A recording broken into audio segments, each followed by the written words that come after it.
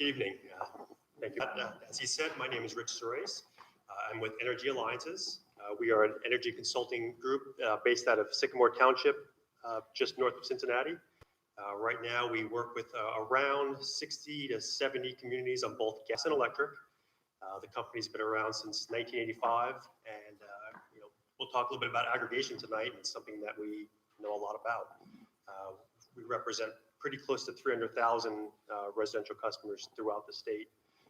And we've been doing this, at least the aggregation portion, for a little bit over 10 years. So the object of tonight is to give everybody a very kind of high level of what an aggregation is and why we're doing it and kind of why we've been brought in and talk through a lot of those issues. So though I have a presentation here, as Matt said, I think I'd like for this to be question and answer. Right? I mean, I could sit here and talk all day long about just walking through slides, but I'd rather them spark ideas so that we can talk a little bit about the program itself. So please stop me at any point. We'll try to take questions as we can, and we'll step through it.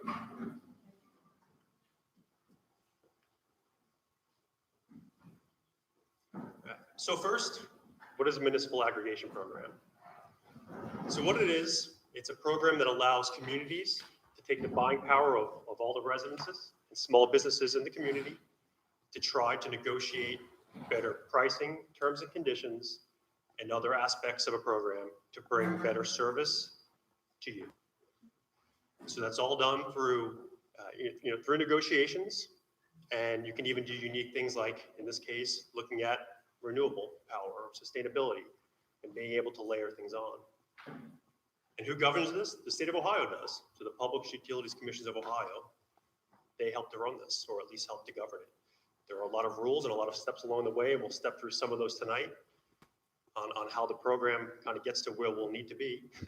So it's not just the city saying we want to do this. There are steps they have to go through that the law says they have to do to get there. And who could participate in the municipal programs? Townships, villages, cities, counties, so all of those different jurisdictions all have programs throughout the state.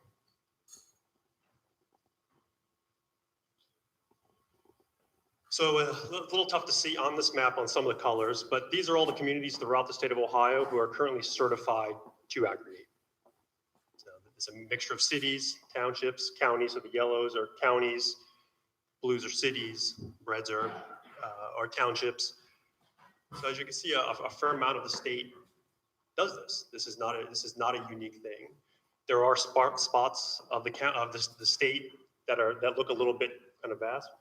That's because those are actually done by co-ops. So we could talk a little bit about that, but people who are run by a rural co-op are not eligible for these because of just how the programs work. So you have to be part of one of the investor-owned utilities.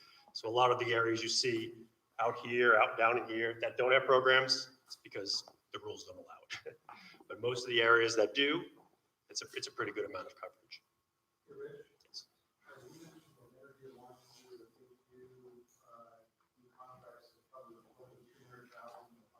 Correct.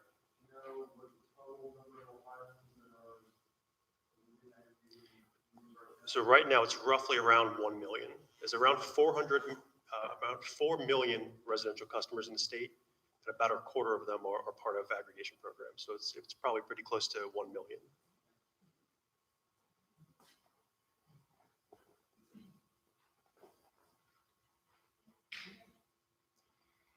All right, so let's talk a little bit about sort of the milestones and kind of how we'll get to actually running a program. So the first thing is getting the issue on the ballot. So that was submitted a couple weeks back. There were some conversations on the ballot language. Council approved putting it on the ballot. So that's kind of the first step, is actually getting it there. So even though a lot of things we'll talk about tonight are post-ballot, the main thing is getting it on the ballot and getting it approved. If it makes it on, but doesn't pass, a lot of what we'll talk about becomes a moot point. But that's where part of tonight is to try to educate you so that you feel empowered and educated about making a decision, whatever decision that may be, but feel as if you understand what the issue at hand is. So once it's on the ballot, like anything else you vote for, it needs a simple majority. So as long as 51%, or I guess 50.5% say yes, then we move forward. So it's as anything else you vote on. So once the ballot passes, I'll have the pleasure of coming up again. And we start to work on what's called the plan of governance. So that is what establishes the framework on how the aggregation program would run.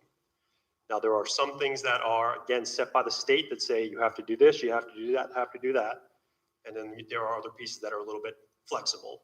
But for the most part, it's devising the plan at a very high level that council can look at it. And then actually, you as citizens will also have a chance to speak about that. Because that's what will then be part of the public hearings to talk about that plan of governance and say, yes, we want to move forward with it. So again, the first part is voting. If it passes, then there's a plan of governance, and then council still has to say, we want to move forward with that. So there still are lots of gates. It's not just, again, voting yes, and then the program starts.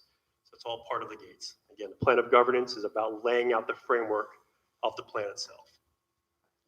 So once the plan of operation and governance is set, that all gets filed with the state, and then there's some gates on time, but it gets filed with the state. They have a chance to approve it, make sure that everything is orderly. And then once that, after 30 days, that then gets approved. And that's really kind of the starting point of sort of the fun stuff. At that point, the city would be certified, and that's what allows the city to then go out and start the process of negotiating with suppliers and taking the ideas of and really starting to put action as far as who is a supplier, who can bring the things that the city wants to do to life. So this, a large part of what Energy Alliances does is work with those suppliers. We have relationships with suppliers throughout the state. And because of really, the buying power of the city by itself and the buying power of Energy Alliances because of how many customers we represent, we have good relationships with the suppliers. And we think that's where, will really be a lot of help to the city to talk with them and do a lot of the vetting process. And we'll talk about it a little bit on the next slide as far as choosing, you can go out and shop now, but that could be a little bit confusing because of how many offers. So, but we try to do it as a supplier, as the consultant to work with the suppliers to help cut a lot of that stuff away. So after supplier is chosen, come back again, lay out the offers to council, and they will then vote on what offer and supplier they would like to take. And then we would start, again, file more paperwork with the state. There's another 11-day window that the state has a chance to look at that paperwork and make sure everything's good. And after that's done, we then do what's called the 21-day opt-out period. So all eligible residents, and we'll talk a little bit about who would be eligible, would get a letter, and it would say, in short, the city has put together an aggregation program. If you want to be part of the program, don't do anything. The letter is really just notification to you. If you do not want to be part of the program, you could opt out. So there's a tear off on the letter. You can send that back. You can call a phone number, and there are ways to get out of the program. So that's one thing to be clear about. It is not mandatory. It's an option.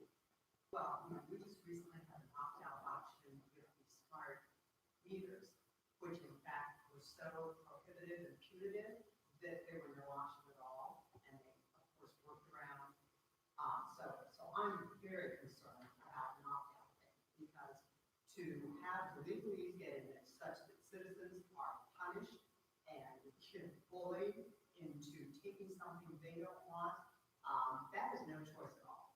So I hope the opt-out is a true, fair opt-out, not the kind of rigmarole APP pull after they got QCO approval, they violated the approval, they violated the federal requirements for safety on meters, and basically, they don't like the opt-out because it is so punitive that no citizen with a brain would feel safe and secure opting out.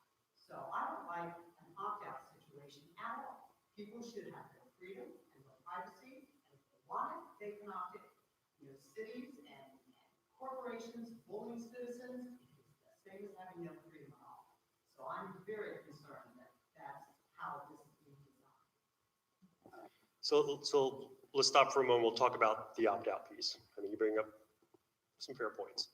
So during this 21-day opt-out period, you have the chance you would get a letter and have a chance to opt out.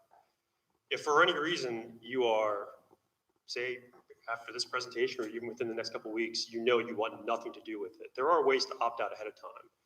Public Utilities Commission of Ohio, they keep a database where you can, so you could just do it online. You don't have to call anybody.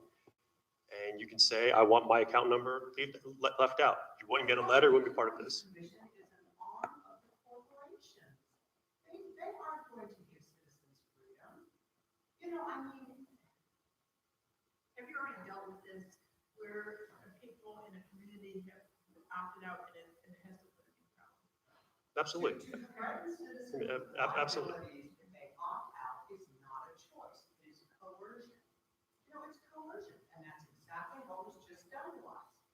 Yeah. So it's like, don't act like the PUCO is a friend of the people. Absolutely not. They're an arm of corporations and government. I mean, you know, and so the city's gonna send us a letter. I can imagine what it said. I mean, we all got that letter. You know, do this, you get to opt out, but here's the other liability and the other expenses and the other, you know, things you're going to take on. You know, like I said, that's part of the program. Yes, I'm glad we know about it before the vote, because I think we've already been through the experience that these organizations are not to be trusted and are not working for the citizens. We do not have consumer advocates in this community. May I comment? I'm not from the AD either. The city of Worthington is not going to act like the AD. There is no liability for opting out. It is as easy if you want to make a single phone call to the city. You're out at no cost. You just said send a letter, and once the attorneys get involved, as much as, you know, city council may want to be friends, the attorneys will tell you that she can't represent us. I mean, you know, I don't have a problem with it, but I do understand what the legalese means, and, you know, like I said, if I have to send back a letter where the language is mandated by attorneys who are all about making sure, you know, city council is protected, and the government is protected, and everybody else is protected. Nobody cares for any individual. I mean, as individuals, we don't have any protections. I don't have any staff. I care about you. We are not the PCO, we are not the AD, we are your neighbors, we are your elected officials. I would not be supportive of this program. You are punitive and legally, it's easy to opt out if you so want. On anything like ours, that doesn't happen that way, because you might out and make sure that you pay rights. You pay tax for it. Yeah, You now- don't like city hall.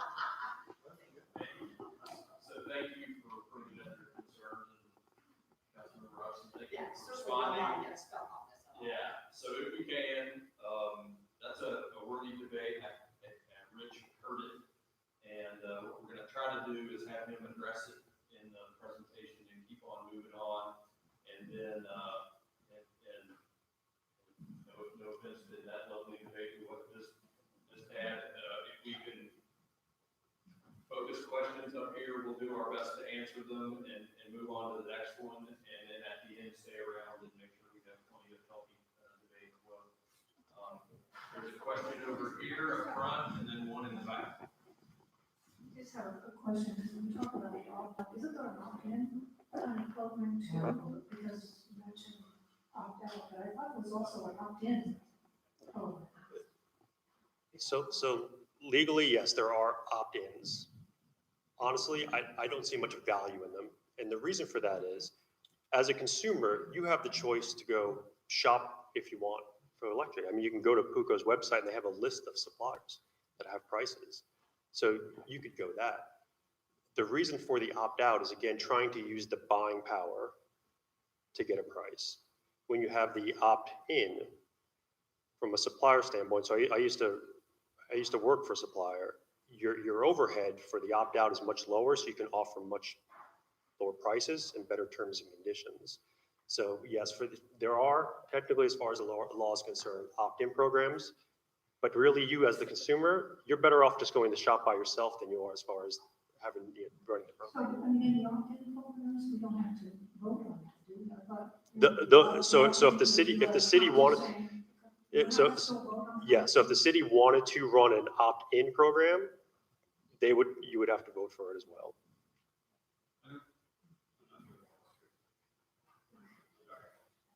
I do have a question.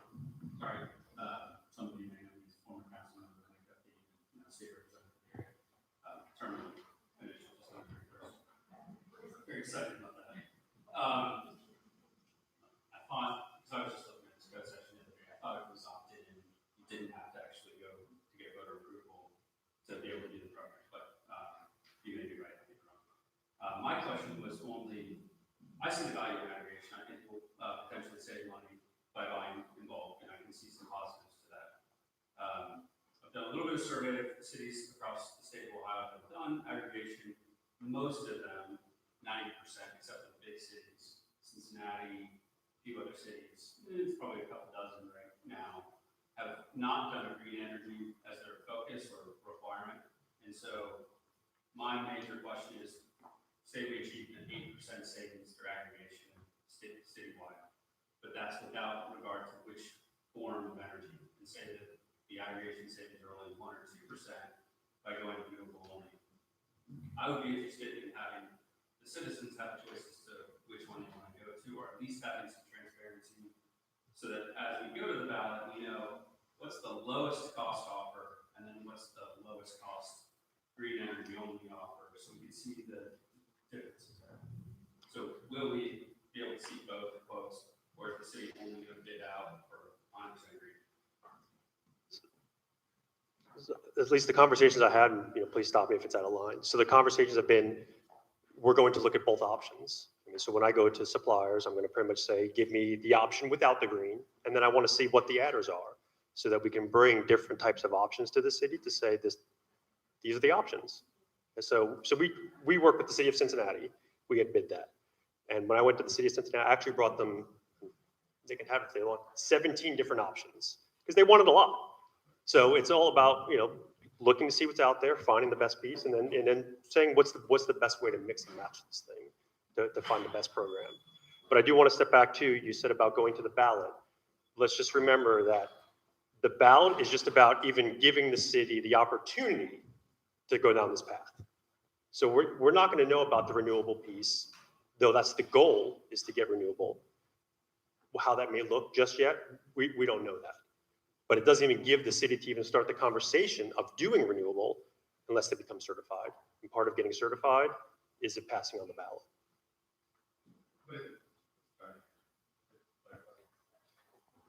My understanding is that we're only going to do one voter approved ballot, which means when we offer it to the city to bid it out, it would be both an opportunity to seek bids and it would be authorization to council to proceed with whichever bid council wants to choose.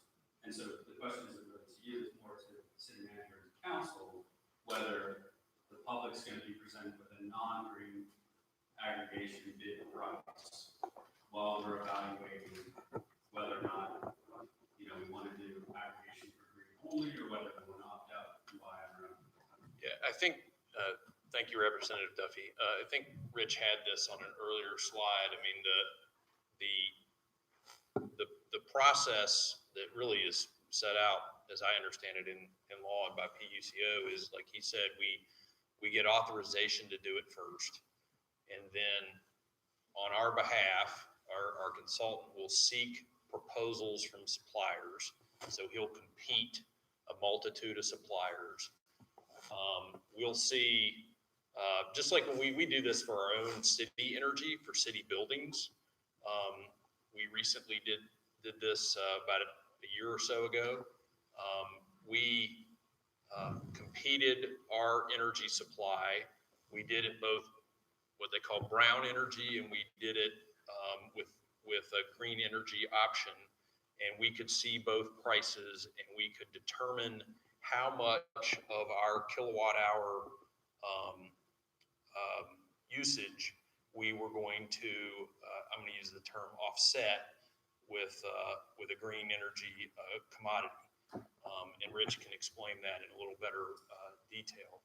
So that would be transparent to the community in our presentations to the city council. We'd be glad to put that information in what we're doing on the website, but it comes after authorization by the voters, certification by the PUCO of our program, and a competitive supply process. But we have every intention of doing it in a very, making sure that the public is aware of our debate about the creation of our program. But we're saying up front, and I hope fairly clearly, that our goal, and we certainly hope in the marketplace we could achieve the goal, is to try to both save money and have an element of green energy to pursue what we think are the community's objectives of being a more sustainable community.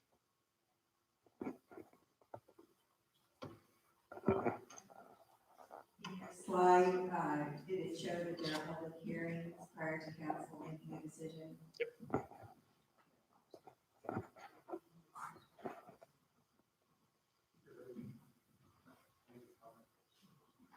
Hey, Mike, one financial fact that was very helpful to me to understand what the cost of green energy will be is a 1 megawatt direct costs $1. So even if we went 100% green, you're talking about adding 1/10 of 1 cent per kilowatt hour to the price for 100% green relative to brown. So the price differential is not that great either way we go.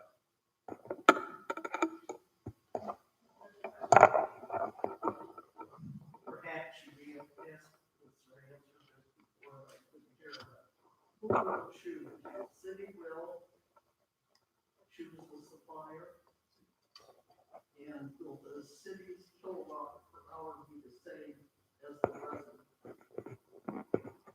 So as far as who will choose, so city council they will get the final say.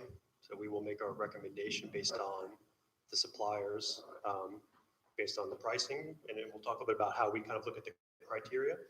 But we'll make our suggestion on the package, and then city council will eventually get the final say on who they feel is the best for that.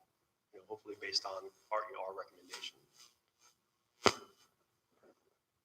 Kind of a different question, like, are the city of Worthington, like, buildings and businesses going to be at the same rate as residential? Or maybe not, or it is a tiered situation, where there's different prices depending on what kind of customer. No, so we will only work with suppliers who will give the same price for the businesses or the residents together. So everybody's the same price. Everybody knows. It's very transparent as far as if you're in the aggregation program, you pay X. Let me ask a follow-up question on your behalf. If you're a business, how many kilowatt hours? There's an amount over which you're not eligible, right? Which is a certain number of kilowatt hours. That was a nice segue, thank you. So let's talk a little bit about who is and who is not eligible for the aggregation program. So I tried not, sometimes I overcomplicate things, so I did leave out that point, but so let's talk about the businesses. So a small business who uses less than 700,000 kWh a year would be eligible for the program. So that's one of the criteria. So it's probably easier to talk about who's not eligible than who is.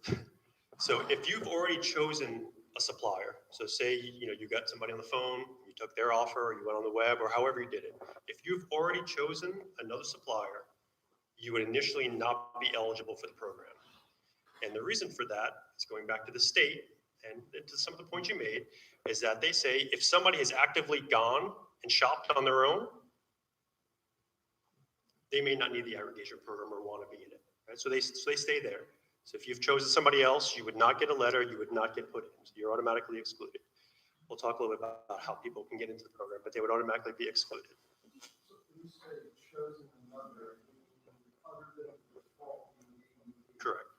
So the default service is AEP's standard service offer. Can you make a basic point too about the difference between generation and distribution? Because it will still be supplied by or distributed through AEP regardless.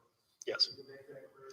Yeah, and I'll come back to that because we do have a picture of a bill. So we'll kind of talk about that very quickly about what changes and what doesn't when you're part of the aggregation. Just had a quick question. Your experience in negotiating with other suppliers for other jurisdiction. What is their guarantee of the rates? If council approves a rate, what is the guarantee? A year, 2 years? the supplier, when they negotiate rates for the jurisdiction, how long are those rates locked in? So typically, when we go to suppliers, we'll ask for 12 months, 24 months, and 36 months. So either 1, 2, or 3 years. So we'll bring a variety of different options to the council to say which ones, we think So the are. rates don't change. It won't change. So it's just a matter of the term. It's So the terms of the agreement. correct. So if you lock into a 36-month term for 3 straight years, the price will stay the same. Was there a question? Okay. Yeah, so we'll come back. So the question was about the generation portion versus the distribution portion, who you pay. But I have a slide on a bill, so we'll touch on that here in a moment. Some other people who are not eligible. So if you are on the purchase of income payment plan, so what they call PIP, you are also not eligible. And the reason for that is because you already get special rates from AEP, typically at a lower than another residential customer. So that's a different program. But let's not get that confused with budget billing. So if you have budget billing with AEP, meaning that you're pretty level, you work out a plan with them to be level, you are still eligible for the program. So you could still do budget billing, and that would actually be done through the supplier. So that option is still available. And really, the last one is anybody who is opted, once the program starts, if you've ever opted out, so say on the first day you said, I don't want to be a part of this. For the length of that term, if that's 3 years, you would not get even if we do what we call resweep. So usually every 6 to 9 months we go out and say, people move in, people move out. But if you opt out, you would not get a letter again during the term of that program. Because the idea is you've just spoke your mind, right? You say, I don't want to be in it. So you would not get a letter again to say, do you want to be in? You wouldn't get a letter or you're not permitted to? So we'll talk. So we will only run programs with suppliers who will allow people to come in and out with no termination fee. So say on day 1, you opt out. But 2 months in, you're hearing from your neighbors that it's a great program, I'm saving money, and you say, I've changed my mind. We will only work with suppliers who say, we'll let people in at the same price. I don't care if there's a month left on the program or if there's 35 months left. You let them back in so people can opt in. At the same point, if you opt in, if you're in the program on day 1 and 2 months in, you say, this doesn't work for me for whatever reason, you could also then opt out or terminate with no termination fees. We will not work with suppliers who will charge termination fees because the way we look at it is, you brought up points about financial. We want this to be at zero financial risk for anybody. That people can come and go as they want, and that there's never a concern of, how is this going to hit my wallet at the end of the month? Right? You don't like it, you get out. You want to come back in, you can come back in.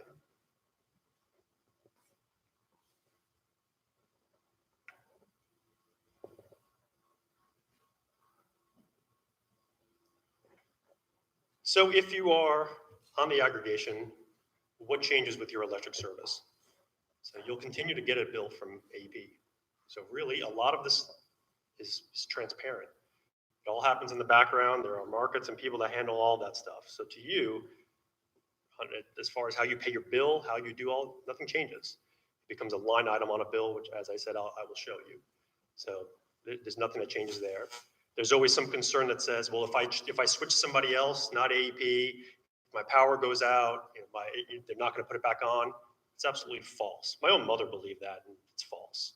Because really, AEP, the utility, only makes money by the power flowing across those lines. So their only incentive is to make sure that the power is flowing there. So if your power goes out, they only make money to get you back online.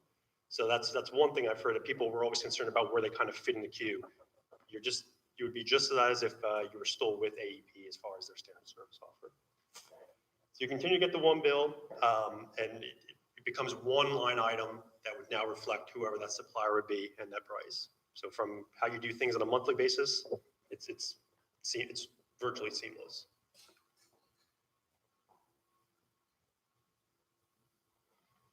So though a little bit small, this would be a copy of the average residential bill. So the part that changes would be this lower part here that talks about the supplier. Blown up. Obviously, this is just a sample, but it would show you the energy charge, show you the price that we're paying that should match the aggregation price that has already been agreed upon at the KWH. So again, the only thing that changes is this one little section there on the bill.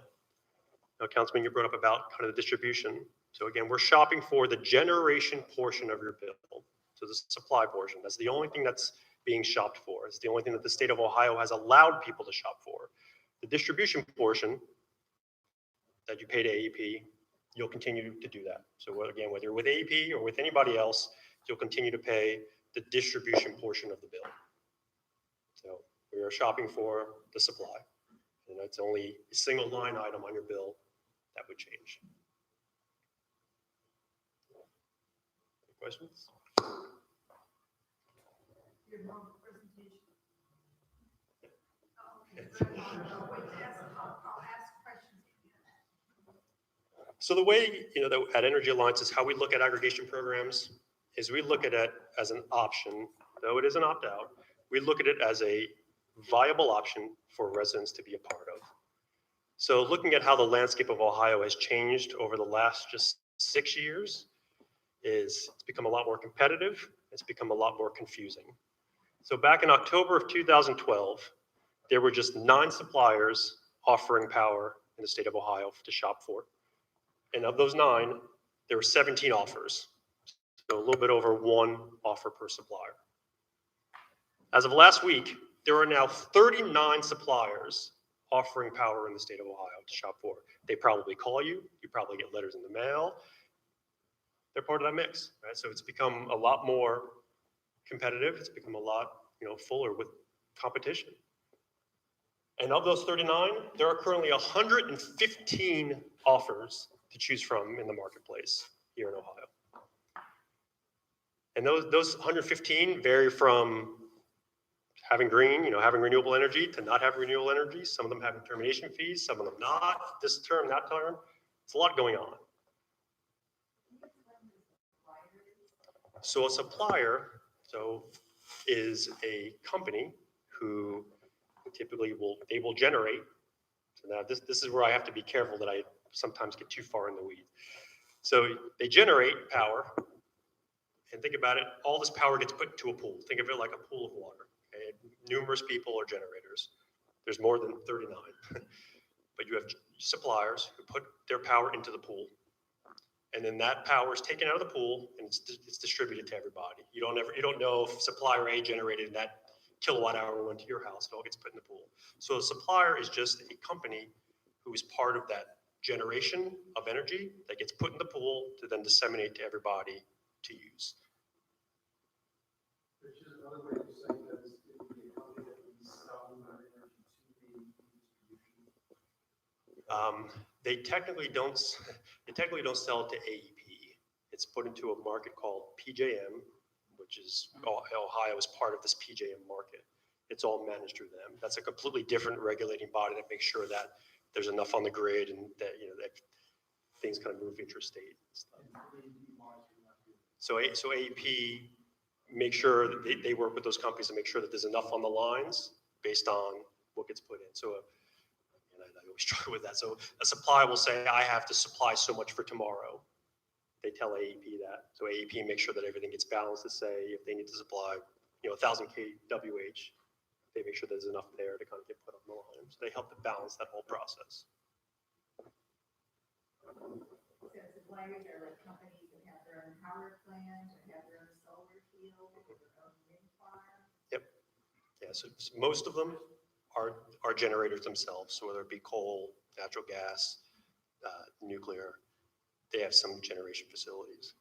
There are some, and none of them that we work with, they don't generate, but they could buy it off the market. Because there's companies that have excess, so it kind of gets put in that market, they could buy it. It's all about balancing that whole stuff out. I mean, if you want to get into one of those overly deep conversations, we can talk after. But that's the toughest part is I have to say, Rich, I don't get too far in the weeds sometimes. So going back with the aggregation program, it's about trying to simplify the process for everybody.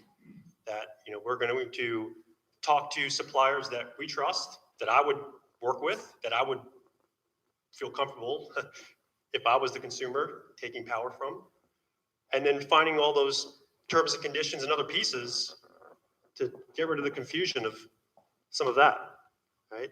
We try to pretty much narrow it down to bring council a handful of viable, strong options to choose from so that the residents can say, this has been vetted, this is good price, this is good terms and conditions, I feel comfortable doing, just like to be able, the ability to come and go as you want and not have to fight through that 115 offers. For people who, I've had plenty of people who are on the program and they say, I don't want to be part of the program, I can go out and shop. You know what? By all means do it, right? There are offers out there, and we'll talk a little bit about kind of when's the time to possibly do that. But so we look at the aggregation as a strong option for people to choose from who don't want to have to fight through the 115 to figure out what's the best thing to do.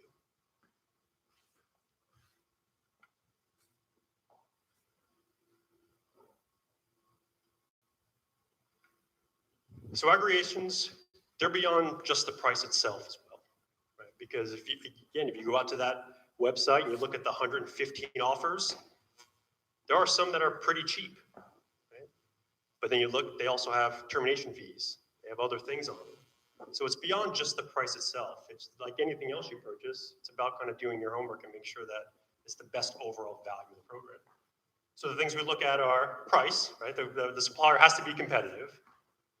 Terms and conditions, so making sure things like your price can change. They can't just come back and say, oh, I want to change your price. That really, when we lock in a price and then council agrees to that, that price is going to remain firm the entire time. They can't just pass things through. No termination fees, so people can come and go as they want. And that's part of that whole revolving door, again, coming and going. And then even the ability to use renewable energy. So some of those offers out there, they may be cheap, but they may not fit the goals of what people would like to do. So it's really looking at all those things, and the entire program is what the aggregation is about. Not just about price alone. It's no different than today going to buy gas, and then you go to the gas station across the street tomorrow, it's 5 cents cheaper, and kind of getting upset that it's 5 cents. I mean, you find the best value you can at the time. Because the benchmarks, they move. So AP, their standard service offer, updates about every quarter. So it's little movements here and there, but it's about finding the overall best package based on several criteria.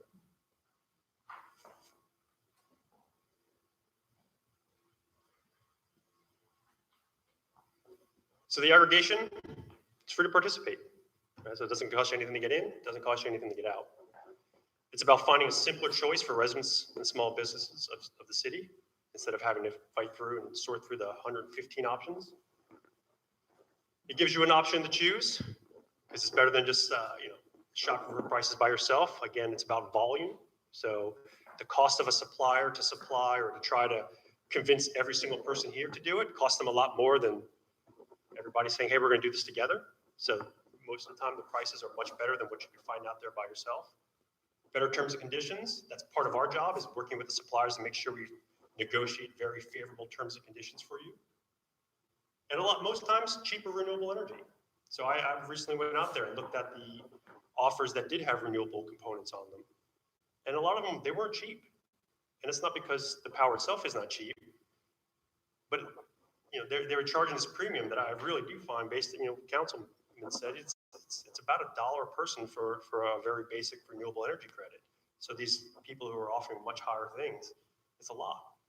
And a lot of them actually had termination fees on them too. So again, it's part of looking at how to use different ways to fund a program, and typically you can buy renewable energy cheaper through the aggregation. When you say better terms and conditions, like not using information fees, what are some examples of better terms and conditions that you negotiated in the aggregation programs? So there are. Oh, like what are some examples of better terms and conditions that he's negotiated, like not including a termination fee, which is obviously better terms and conditions, but versus like how utilities are priced right now?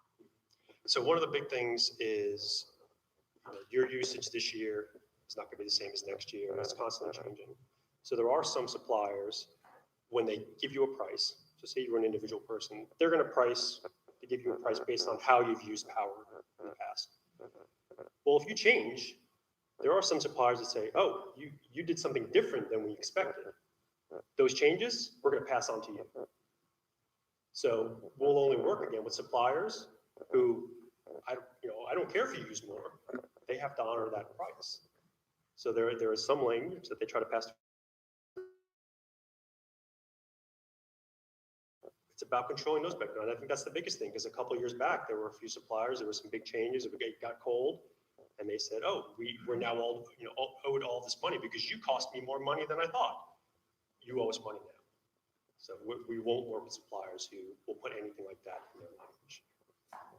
And I think that's a major piece, because for some people, it costs them quite a bit of money throughout the year.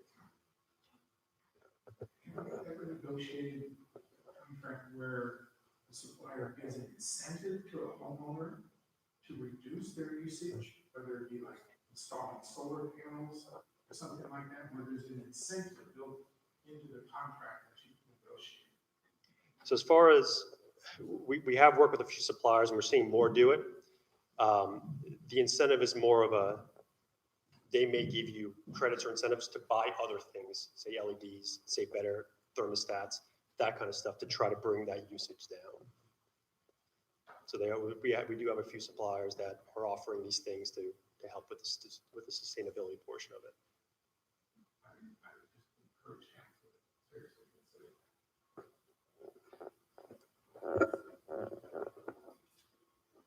I have a few questions, I hope you don't get this one, but any consideration for time of day usage and charge? That's the first question. Second question, who pays you or Energy Alliance? And third, are the slides available on the website?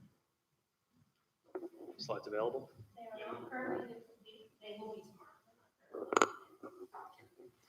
As far as how we are paid, so we are paid through the supplier. That fee was negotiated, it was on public record. As far as we get paid 0.00005 cents per kWh. Ballpark, maybe cost you 50 cents. So that was brought up in council meeting. For a month. Yeah. Your first question was time of day. Currently, no. That's on the state, and that's on AEP. Though they've done stuff with the smart meters, they don't make that information available to suppliers to really charge people time of day. A couple of years back, I had met with the Public Utilities Commission, and they asked, why can't you guys do fancier things like time of day, charge people for using stuff on nights and weekends? And I said back to him, why don't you tell the utility to have the data to be able to do that? So they were a little bit surprised. So right now, it's not offered because of the type of meters. Say we enter into I don't really need that. Say we enter into a 12-month contract, what happens if at the end of those 12 months, the city decides that the next contract coming up, they don't really like the increase in price? What happens to the residents? So at the end of a program, whether it be 12 months, whether it be 3 years, before the end of the program, we would negotiate with the council again, go out, pretty much start from scratch, go out, get bids, go through the whole process again, and present. If in the case that they say, the easiest case is they like what they have to see, the savings have been good, we move on, we pick the supplier, and then letters would go out, and kind of the process sort of starts from scratch. If they decide not to move forward, you'd get a letter that says the program is ending, and you go back to AEP. And everybody would just get sent back to AEP's default service at that point. You can choose, if you wanted to choose to go, find somebody else, but at that point, the program itself would stop at that point. And everybody would just get sent, the default would be to go back to AEP first.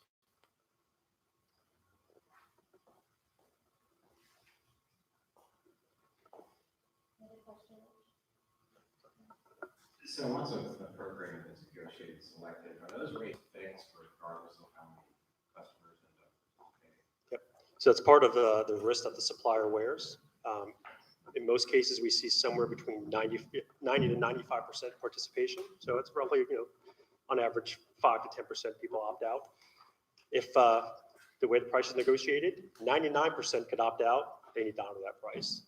So that they model that into their risk on how it is.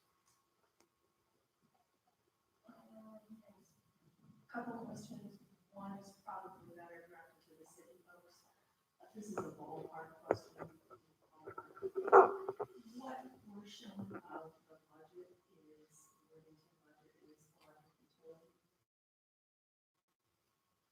in terms of our energy spend, because we currently don't have an aggregation program where we would know the total cost of the community's energy spend. I'm gonna look to our finance manager, or Mr. Becker here somewhere. What was our energy spend last year, do you think? Yeah. Consider streetlights and all the city buildings.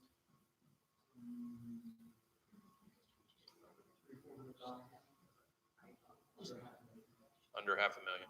But the city is not gonna be, this has nothing to do with the city, this is only. Because our kilowatt Yeah. hour usage is higher, and as a result, we're unlike small businesses whose kilowatt hour usages are maybe low enough to participate in the program. However, we attempt to be very good fiscal stewards of your dollars, and we do shop the energy for our buildings. We take advantage of the deregulated market that allows us to shop, and we bid to suppliers. Actually, resident Greg Becker, who is back here, assists us with that. We purchased energy, and we did a renewable component for city facilities in our last energy purchase. We're proud of that, and we think we got a pretty good deal. So since the city is not part of this particular program, like does the city of Worthington receive any kind of incentive or like additional money or commission?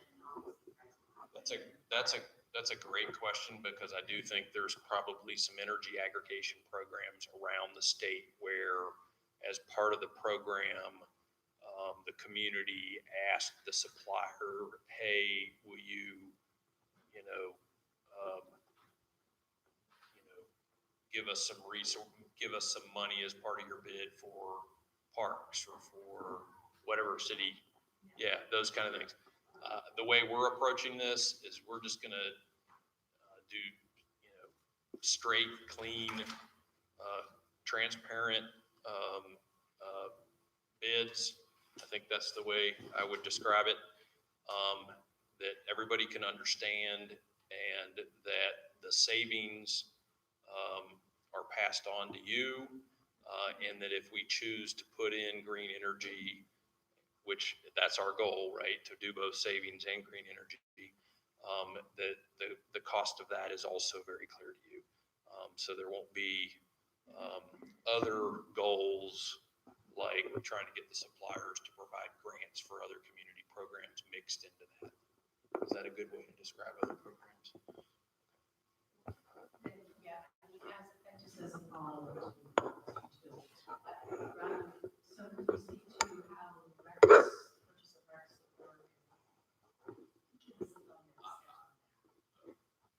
We use another acronym there, so. Yep, so as far as the RECs, so at the highest level, what is a REC? So it's a renewable energy credit. So that means somebody with a renewable source, it could be solar, it could be wind, it could be hydro, generated that, and there's a market for it. So if they have excess RECs, or if they've generated excess power from a renewable source, they get a credit for it. And that credit could then be sold to a market, because it becomes a commodity at that point. So for the REC piece, if we would include RECs as part of this program, the supplier would go out to the marketplace and they would purchase one of those RECs. So it becomes, in some ways, an offset. That part of the power that, or all the power that would be part of this would have been offset by a source that came from renewable energy.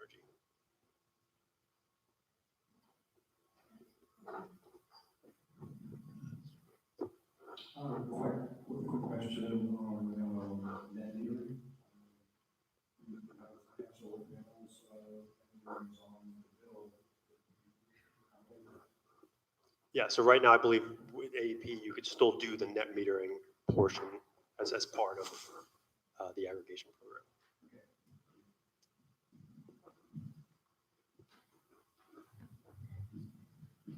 I'm someone who wouldn't be eligible for this because I've chosen an alternative supplier. However, what I would like to do is, once it becomes, if it's improved, and so I realize I did not get a letter giving me that option to opt out. But where could I get the information for what the new rate would be so that I could opt in if I so choose? Typically, we work very closely with whatever the jurisdiction is. Most times on their website, they have an aggregation page just dedicated to that. Listen to price, saying, you know, if you want to get out, here's your call. You want to get in. So it's making sure that they have the information that most times you can just find it on the city website. Just have a question.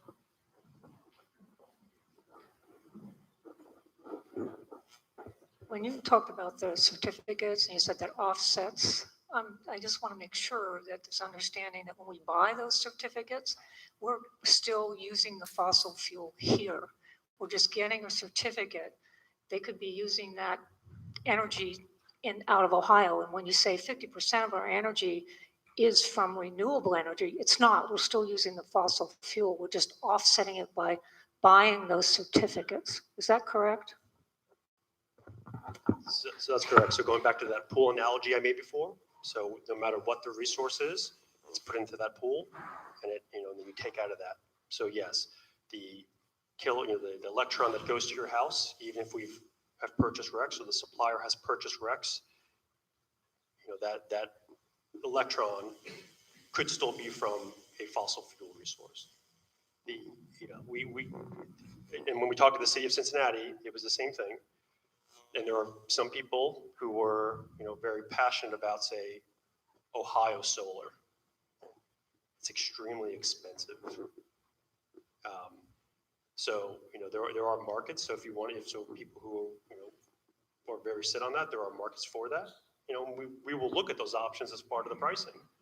But people, who want very specific types of things, especially right now, just the market conditions in the state of Ohio, it is extremely expensive to say, I want to get Ohio-made solar or Ohio-made wind. Just the market conditions right now. I just think that needs to be transparent, because you'll read things about these kind of aggregates, and they'll say 50% of our energy is renewable energy, when we're still using fossil fuel.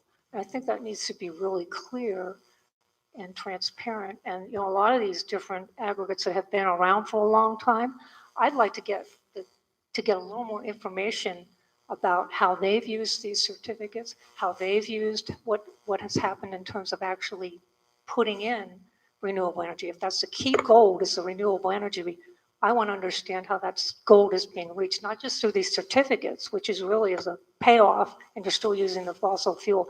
If you really want renewable energy, how are we going to move forward for that goal? So that's a little concerning to me, that, if I'm an advocate for renewable energy, I want to make clear and transparent that that's what we're moving towards. A lot of these aggregates have been in place for 10 years. And my understanding, they are still using renewable certificates, that they're not improving or making more sustainable renewable energy plants. They're not growing. And again, to try to not get too far into the weeds, some of that is just the market itself, right? Unfortunately or not, the fossil fuels they're cheap. And so, in some cases, it's cheaper to say right now, build a natural gas plant than it is to put up a very large solar array. So, a lot of it is just kind of the state of Ohio and the market conditions and how that sort of dictates. I mean, unfortunately, it's about money. Actually, REITs don't create any green energy. If you have for instance, if you had a solar plant in California, it produces a megawatt. It sells that megawatt to the local grid, and they use the energy there in California. But not only do they sell it to the grid, they get a 1 megawatt certificate. Okay, so it's like double dipping. They get paid for the electricity, then they get paid for the certificate. But no increase in solar energy is created. So all these REIT programs, they don't do anything except it's sort of like a carbon tax. If you're actually taxing people for stuff that's. Please speak to that. Okay. The renewable energy credits are a financial mechanism to allow small businesses, municipalities, and otherwise that have no way of participating in renewable energy to do so. And the claim or the position that it doesn't actually create additional generation, I think we need to consider that companies that are considering building solar arrays or wind farms, they build into their financial calculations the ability to sell their energy through the rec market. So in fact, I would say they do encourage additional generation of renewable energy. Is it the ideal? Is it a direct generation of purchase here in Worthington? No. But if we approve this and if we go forward, this will enable our city to quickly do something of substance to reduce our carbon emissions. See, I would disagree with you. You've got these companies like a solar generation capacity or wind generation capacity. They're already heavily subsidized by government, be it federal, state, whatever. And this is just, this certificate program is a subsidy on top of the subsidies. You know, and it seems to me,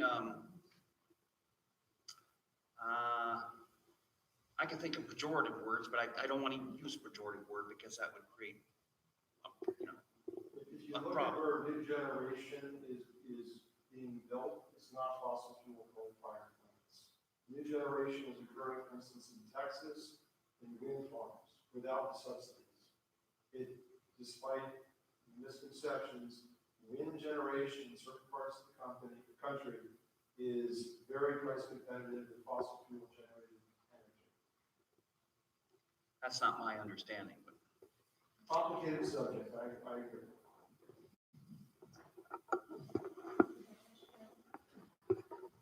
I'm still concerned about how residents will find out about this program. With the assumption that it will be passed in November, will it go out to every resident, regardless of whether they currently have contracts or not? So initially, well, that's something that we can talk to the city about. So we have run programs where those who are eligible receive that letter about the 21 day, or for the 21 day. We've had other cities who they wanted their residents to know about it. So we've sent courtesy letters pretty much to everybody else saying, did you know that, say, the city of Worthington has a program? If you're interested, here's what you need to do. But I think that's where there'll be a lot of coordination too on making sure that the information's out there, it's on the website, that city residents are aware that whether they're in the program or choosing to do something else at the time, that they always have the option of the aggregation There's program. many people that are not even on the website. I very rarely go there. And so I'm asking that be the option that residents all be notified. There's many people that will go to the election and vote in November. So I want to ensure that all the residents are informed about it. And then would you be notified about by ADP of those residents that already have contracts, so that if they opt in? There's a little bit about that as far as the information goes. Okay, before we even go to that, currently, last fall, I noticed that I was missing some bills. The post office did not deliver them. And so I have since signed up for informed delivery of post office benefit is free. And since that time, I've found every month there are mailings I'm not getting. The other day yesterday I contacted Worthington and said, there's a pamphlet that you just mailed out. I can see that I was supposed to get it, I didn't get it, please mail it to me. So how can we ensure that the residents, even if you mail out this letter, how can we ensure that they're going to get it?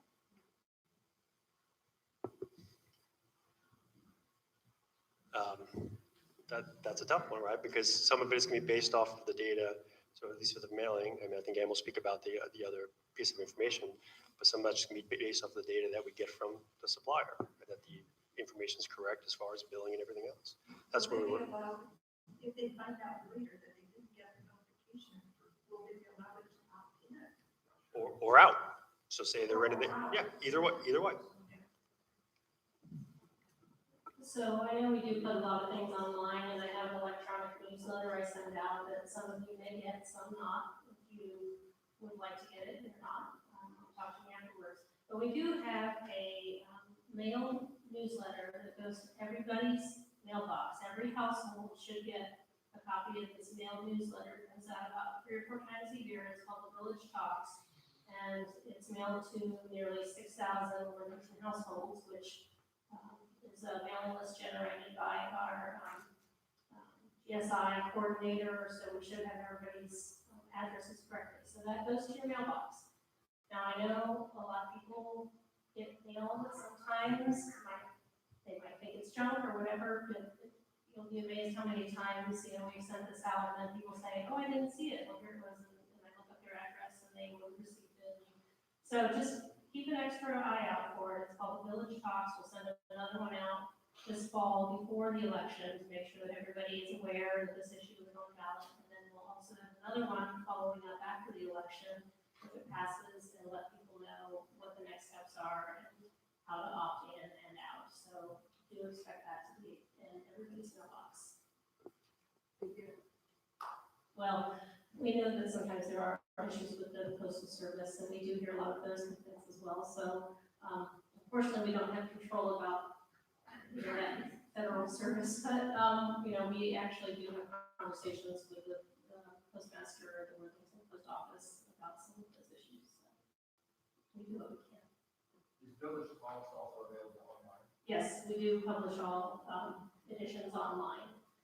This e-version of the Village Talks goes out much more regularly, every couple of weeks, sometimes twice a week, sometimes, just a couple times a month. It's really depending on what issues, events are coming up, that sort of thing. So if you do have an email and you would like to receive information that way and you don't already get it, please do speak with me afterwards. I'll make sure to get your address added.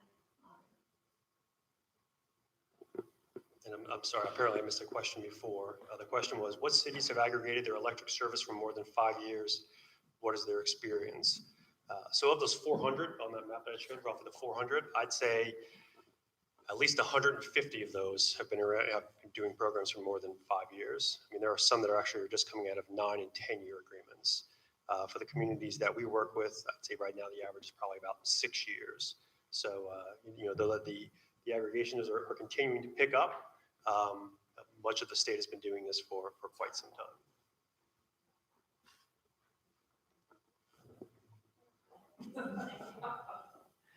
First, I want to thank City Council and staff members for investigating and considering something like this, which at least has the potential to benefit all Worthington citizens. Thanks for looking into it. I just wanted to revisit a prior point. I wanted to make sure I understood what was said.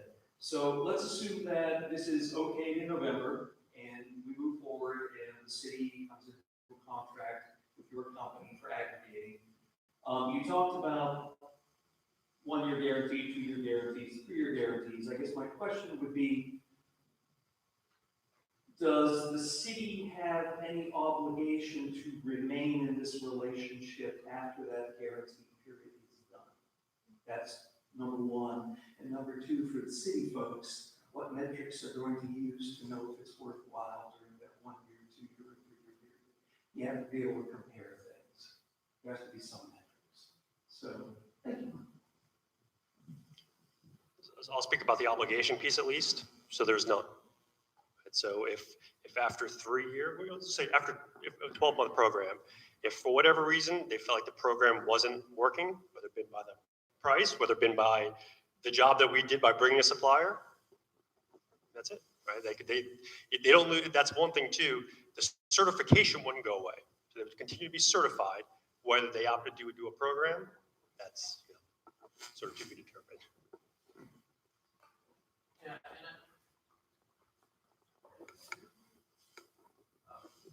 I think that we're going into this with the goal of saving money.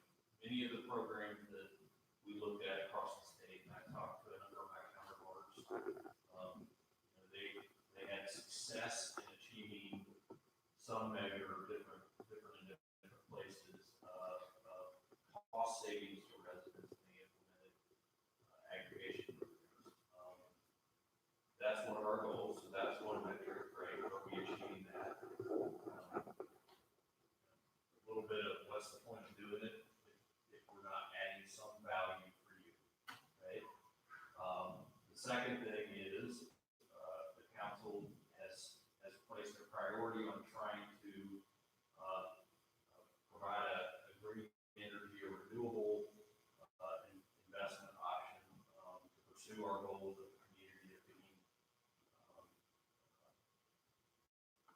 responsible stewards of the Florida environment. That's a measure. Are we achieving that? And so the council is going to have to wrestle with as he brings, and Rich and his team brings back supply options. What's the balance between cost savings and reinvestment? And are we going to achieve that goal? And then when we go through the renewal process, whether it's 1, 2, or 3 years later, same measure, right? Is that any question? So 2 years in, consumers switches to this bid program. How does the consumer know, or is there a way for the consumer to know if they had stayed with ADP versus gone to this new supplier, whether they would have been better off? And they look back at the retrospective, and if so, how did that happen? I believe you can, and Rich can correct me if I'm wrong, I believe you can always find the ADP pricing here on the UCO website. Yeah, so, thank you. Okay. So they call that the default rate, the price to compare. Why they call that, I don't know. And you can go and look at the AEP price to compare, and apparently you can look back. And so we'll know whether we're really saving money.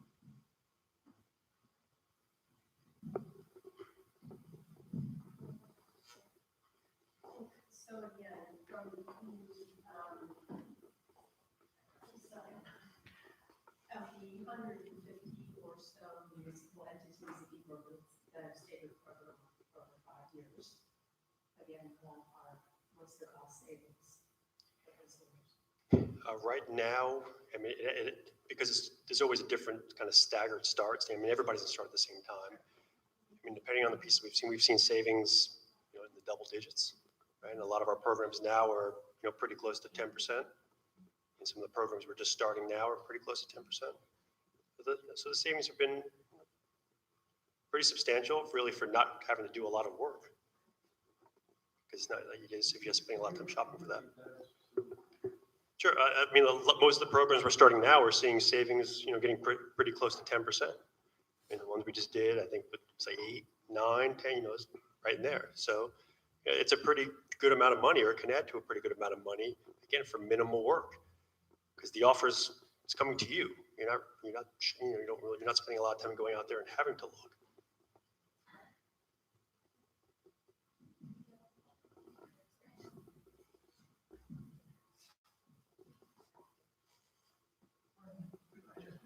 Absolutely. I have a contract with an electric supplier. I don't have a clue as to when they're going to say I have to reset. I don't do that 2 months ago. Just what do I do? Wait until I do reset and stop, and then ask to be included? So anybody who may be with somebody who doesn't know kind of the particulars about it, so on the front page of your bill, there's an 800 number, whoever that supplier is. You could always call that number, and you could ask them, and they'll tell you when your contract comes to an end. But as far as coming into this program, we have people trying to opt into our programs all the time. The one thing is make sure to understand the contract you may be with, as far as the term, if there are any termination fees, because the last thing you want to do is leave somebody else and they charge you $250, yet you may come here and save, say $100. And at that point it comes down to an individual thing, and that's where we work with a lot of individual residents. I mean, we take calls outside of during the opt-out period, we'll typically rely on the supplier, only because the amount of calls that come in there. But outside of that 21-day opt-out period, we'll take a lot of the calls right at our office. And we'll sit down and we'll do the math for people. Somebody may say, I'm coming off a contract, or I'm paying X amount. And they say, my termination fee is here. What do you say? And most times they'll say, okay, can I call you back in 5 minutes? I'll take their historical usage and kind of do the math and say, you'll save, if your termination fee is $100, you may pay that back in 2.5 months. So you say, okay, I'll take the, I'll take the risk and I'll go on to do that. So it's about sort of if you're with somebody else, knowing your terms and conditions there before opting into the program so that you don't get hit with the termination fee.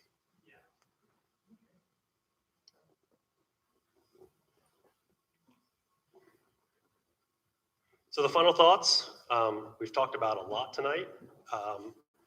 And a lot of it, again, it's a moot point unless it gets voted on and then certified.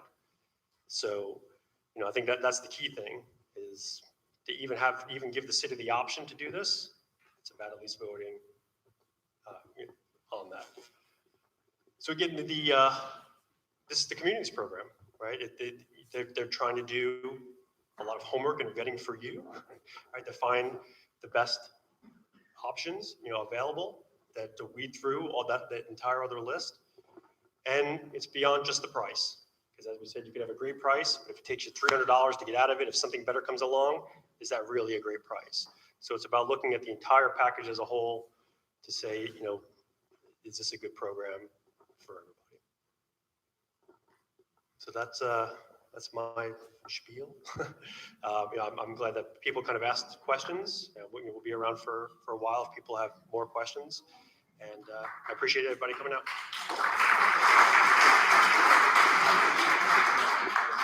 I'm gonna ask a question of Rich.